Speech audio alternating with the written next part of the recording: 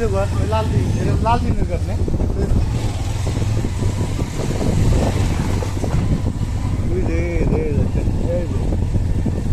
একবার আইছি ঠিক জায়গায় আইছি। তুই তো আমার বিশ্বাসই করছ না, তোর তো সমস্যা নাই। আমার সমস্যা না, আমি এইরকমই, আমি এইরকমই, কই লাভ নাই। আমরা চলে আসছি পুদ্দার জমিদার বাড়ি, মানিকগঞ্জ ঝিটকা, 1923 সাল। পুদ্দার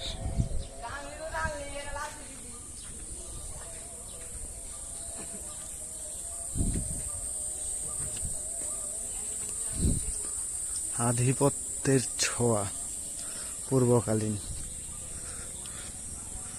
না আসলে বুঝতে পারবেন না, মনে হয় পরিত্যক্ত অবস্থায় আছে, ঘরে অন্য কিছুও থাকতে পারে। এখনো সেই বাউন্ডারি, নদীর ঘাটলা সব আছে, সবাই খেলতেছে ফুটবল। জামরুল গাছ, এই উঠোন, মনে হয় এখানে মঞ্চ ছিল।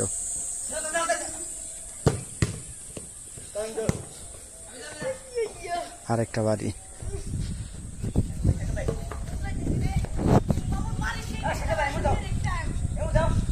যোগেশ্বর পোদ্দার ঝিটকা বাড়ি। আর এটা আরেকটা বাড়ি, কাছারি বাড়ি মনে হয় এটা। দেখেন কাঠের পাটাতন, এরকম বাড়িতে আমরাও ঘুমাইছি একটা সময়। সুন্দর জায়গা, সব তালাবদ্ধ হয়ে পড়ে আছে, হয়তো আর কেউ ওখানে থাকে না, ধ্বংস শেষ পড়ে আছে। নিজ চোখে না দেখলে আসলে বুঝতে পারবেন না কতটুকু সুন্দর। আশেপাশটা দেখাই আগে। আম গাছ আছে পুরো,